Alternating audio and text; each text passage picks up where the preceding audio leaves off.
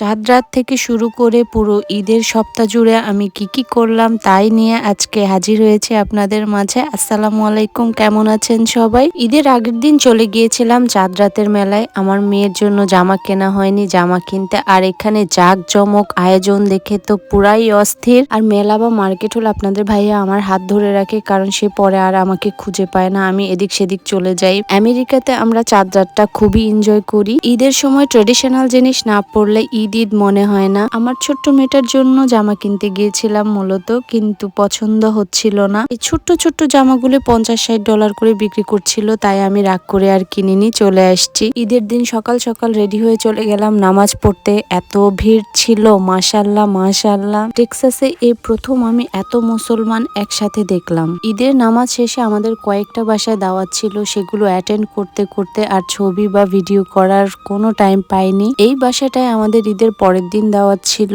আর decoration তো সেই অস্থির লেভেলের ছিল। আমরা সবাই সবার মতো ছবি ভিডিও তোলা শুরু করে দিয়েছিলাম। আর খাওয়া দাওয়ার কথা কি বলবো, দেখেন কি সুন্দর করে অর্গানাইজ করে ডেকোরেশন করেছে। আরহাম সচরাচর ছবি তুলতে চায় না, আর সে এখানে পোজ দিয়ে দাঁড়িয়ে আছে ব্যাকগ্রাউন্ডের মধ্যে। আর খাওয়া দাওয়া মাশাল্লাহ মাশাল্লাহ অস্থির লেভেলের ছিল। সবাই এই আপুটার জন্য দোয়া করবেন। আমি নাম মেনশন করছি না, বাট আপুটা একটু সিক।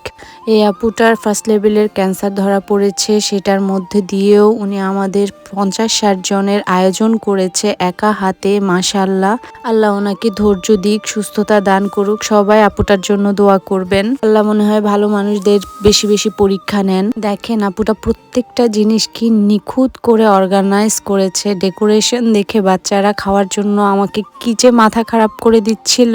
আর বাচ্চাদের কথা কি বলবো, এমন ডেকোরেশন দেখলে যে কোনো কারোই জিভে জল চলে আসবে, এটাই স্বাভাবিক। বাচ্চারা ভাত না খেয়ে ডেজার্ট নিয়ে বসে গেছে, আর খুব মজা করে ভাই বোন বসে বসে খাচ্ছিল। মা বাবা শ্বশুর শাশুড়ি আত্মীয় স্বজন সবার থেকে দূরে থাকি আমরা একা একা ঈদ করি। এই কিছু কিছু কাছের মানুষজন আমাদেরকে স্পেশাল ফিল করায়। এমন কাছের মানুষগুলো পেয়ে আলহামদুলিল্লাহ আমি অনেক লাকি। আমার মেয়ে কোথায় দেখেছে হার্ট শেপ দিয়ে সেলফি তুলতে, এখন সে শেপ দিতে পারছে না আর জানেও না সেটা কি, কিন্তু সে একটা পোজ দিয়ে দাঁড়িয়ে আছে। আমরা মেয়েরা কিছু পারি আর না পারি, ঢং করতে ঠিকই পারি। আর সেটা 1 বছরের বাচ্চা মেয়ে হোক আর 100 বছরের বুড়ি হোক, তাতে কোনো তফাৎ নেই। আর খাবারে ছিল আপুর সিগনেচার ডিশ দই বড়া। এখানে 2 প্রকারের সেমাই, আর ঈদে তো সেমাই থাকতেই হবে প্রতিটা ঘরে। আর সাথে ছিল খুবই মজার মিষ্টি দই, যেটা হাঁড়িতে ছিল, আর খেতে পুরো বাংলাদেশের দইয়ের মতো ছিল। আর এখানে আপু এত সুন্দর করে কিছু জেলো পায়েস এগুলো দিয়ে ডেকোরেশন করেছে, খুবই অসাধারণ। মানে খাওয়ার চেয়েও বেশি দেখে সুন্দর লাগছিল। আর আমি তো 1 প্লেট ভরে ভরে ডেজার্ট নিয়ে এসেছি। এখন চলেন মেন কোর্সে চলে যাই। এখানে ছিল ছোলার ডাল, তারপরে আর ছিল বাটার চিকেন, আর এটা হচ্ছে চিকেন রোস্ট, যেটা সবচেয়ে ইয়াম্মি ছিল। বাচ্চারা খুব পছন্দ করেছে।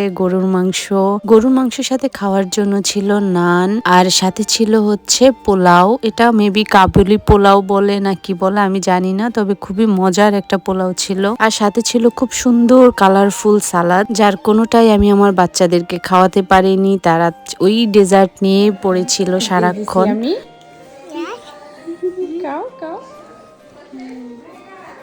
এই তো এই বাসায় এতটুকুই। ঈদের শেষ দাওয়াত খাওয়ার জন্য চলে গিয়েছিলাম পরের দিন আরেকটা বাসায়। সেই বাসায় আমাদের খাওয়া দাওয়া বাদেও আমাদের গেমের আয়োজন ছিল, যেখানে আমরা খুব এনজয় করেছি। শুধু মেয়েরা খেলেছি ওখানে। এটাকে নাকি বিঙ্গো গেম বলে, কুইজ টাইপের ছিল, কিন্তু কিছুই পারছিলাম না আমি। হাহাহি করে কতক্ষণ, তারপরে চলে আসছি আমরা। এই তো এভাবে আমার পুরা ঈদের সপ্তাহটা কাটলো এবং অনেক মজা করেছি। আলহামদুলিল্লাহ আলহামদুলিল্লাহ আলহামদুলিল্লাহ। সবাই আমাদের জন্য অনেক দোয়া করবেন, ভালোবাসা দিবেন, আমার পাশে থাকবেন, আর কেমন লাগলো জানাবেন। আল্লাহ হাফেজ।